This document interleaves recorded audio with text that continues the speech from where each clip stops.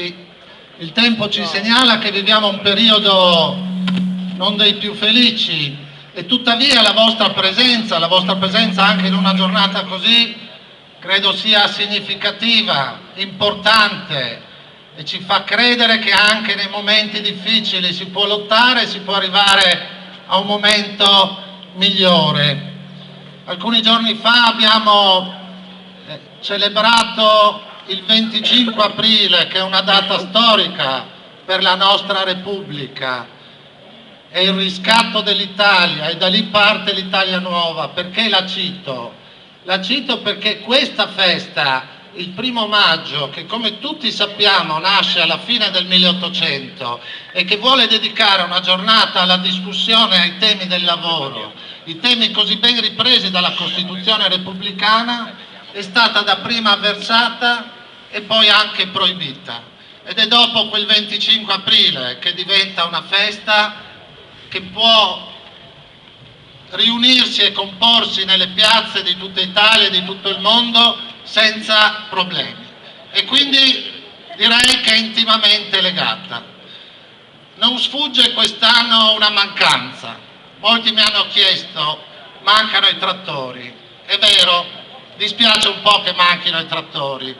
Allora non entro nella questione, c'è stata una discussione, una polemica interna, insomma qualcuno ha voluto dare un segnale, è legittimo, non entro in questo, però voglio farmi l'augurio che le polemiche ci sono e poi bisogna chiuderle e che il prossimo anno tornino i trattori, e per far questo ringraziamo quell'unico trattore che viene da Privano, da un giovane che si chiama Buiatti, al quale tributiamo questo applauso. Perché dobbiamo fare in modo che questa festa sia sempre più partecipata e sempre più sentita e che sia sempre solamente dedicata ai temi del lavoro, come è giusto che sia. Cervignano è onorata di ospitare questa festa, ci tiene in modo particolare perché fa parte della sua storia e della storia di un territorio. Oggi io rappresento il comune di Cervignano, ma non solo, tanti miei colleghi sindaci qui rappresentano un territorio vasto che ha vissuto una storia importante.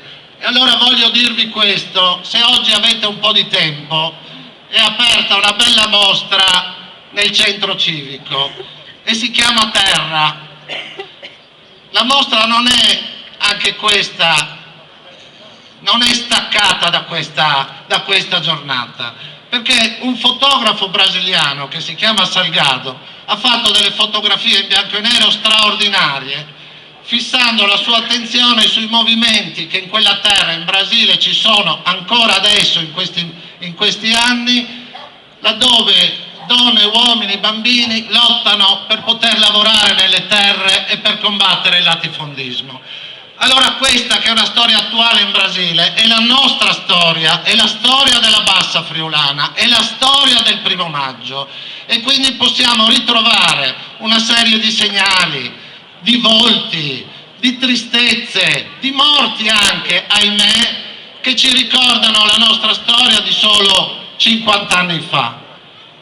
La storia della Bassa Friulana, delle lotte del Cormor. Allora, se avete tempo, è aperta anche oggi. Noi abbiamo voluto proporre, l'assessorato alla cultura lo ha fatto e lo ha fatto bene, questa iniziativa che è culturale e sociale nel contempo, e abbiamo voluto tenerla aperta anche il giorno del 1° maggio per significare che vogliamo sempre di più fare che questa festa sia la festa di tutti, sia una festa importante, sia una giornata da ricordare. Buon 1° maggio!